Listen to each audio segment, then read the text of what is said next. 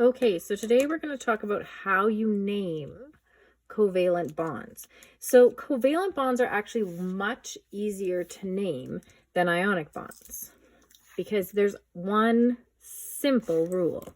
You have a blank and then you have the non-metal name. You have another blank.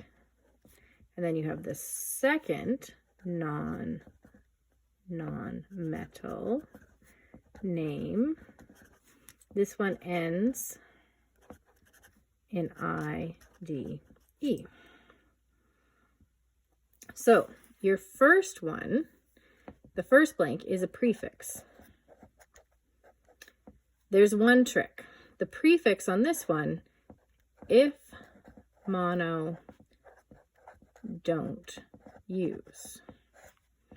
This is one of those rules that next year is going to be a big deal. This year, I'm probably not going to mark you wrong. I'll remind you, but I'm not going to mark you wrong because at least you know what we're doing. This second blank here is also a prefix. Now, the prefixes I've listed over here. The prefix tells us how many of each molecule or each non-metal do we need in that element or in that molecule. So for example, we all know this CO2, right? So CO2, we know already is called carbon dioxide. But carbon dioxide is actually done using these prefixes and using this naming system. So how you figure this out? You take your first non-metal and you've got your 4 blanks, right? First non-metal's name is carbon. The second non-metal's name is oxygen, but it's going to end in IDE. So you're going to write oxide. How many carbons do you have? 1. 1 is mono, but there's that one trick. If mono, don't use. So you leave this first one blank. 2 is for the oxygen. So 2 is di. Carbon, dioxide. Done. Really, really simple. Let's try another one that you all know, H2O. Now this, you know, is water.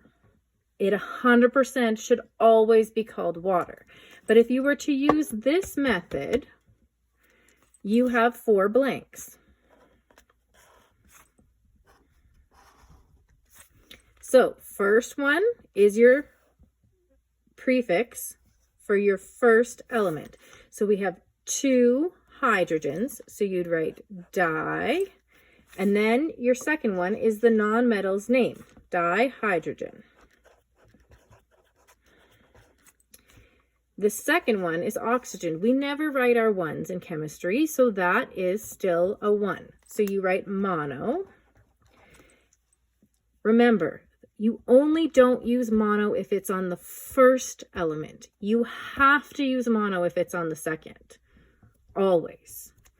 So mono, and then this is oxygen again, but you end it in IDE, oxide. So water is also known as dihydrogen monoxide. Totally 100% correct. So we're going to go through a few more of these to make sure you know how to do them. So here we've got N, nitrogen, and oxygen. 4 blanks. Now these are 2 separate words, so there is a space between these 2. So they're 2 separate words. So we've got nitrogen and oxide. We have nitrogen and we have oxide. We have 1 of each of these elements. So mono does not go on the first one, but it does go on the second. So you have nitrogen monoxide. Now I didn't put a double O, that's not necessary. We already did carbon dioxide because we just did this one up here. So let's go down to the next one here. We're going to draw our 4 lines. And we're going to have sulfur and chloride.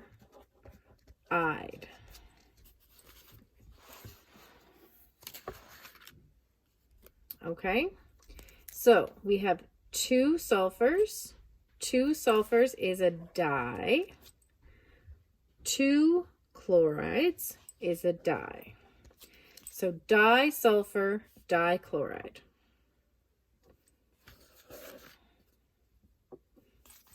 If you go to the next one here, we've moved our chlorine into the first spot. Now, which spot it goes into, you just in grade 9, in fact, I don't actually always know why they put which one first.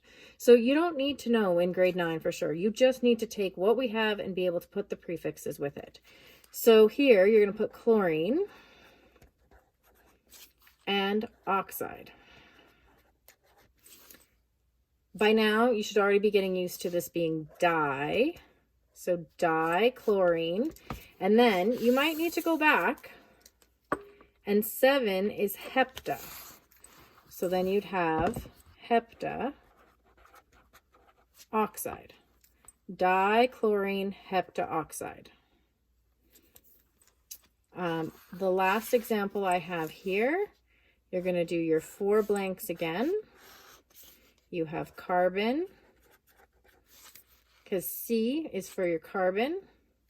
Cl is chloride. It's got to end in IDE. So it would be in mono in front. You never put mono on the first word, so you just leave it as carbon.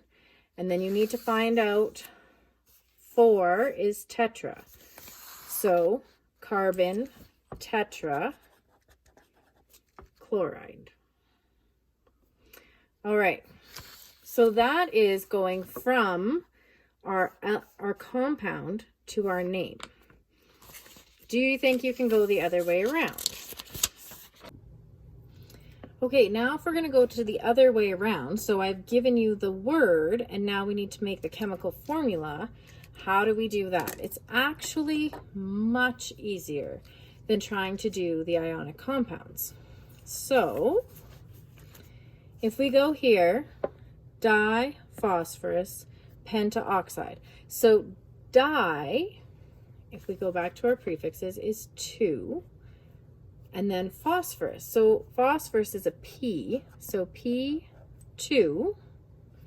And then pentaoxide. Oxide is oxygen. So it's going to be our O.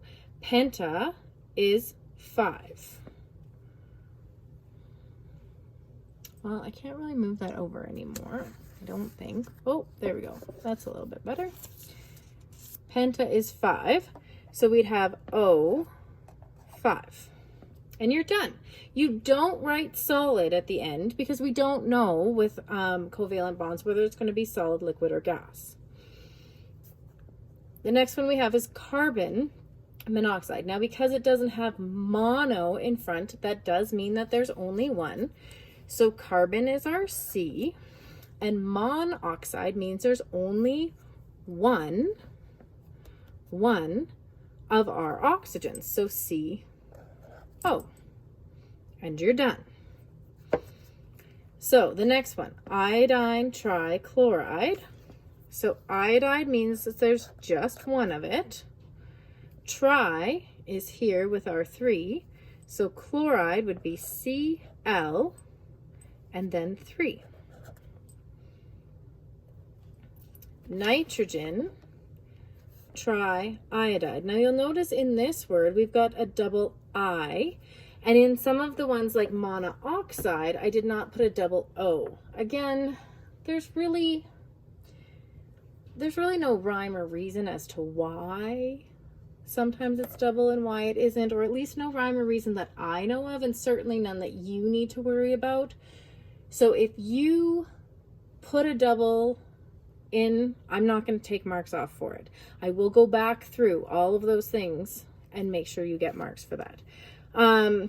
Nitrogen Tri-Iodide. So nitrogen, because it doesn't have the mono in front, is just the one. Tri-Iodide, again, you're up here with the 3. So Ni3. We don't know solid, liquid, or gas, so we leave it blank. The last one we have here is dinitrogen trioxide. So dinitrogen, N2, tri means 3, but for the oxygen. So the only thing that can trick you up here is that you need to remember that the prefix goes with the chemical it's attached to, or with the element it's attached to. The di has to do with the phosphorus. The penta has to do with the oxygen. And as long as you remember that, naming these covalent bonds is much simpler than trying to name all of the ionics.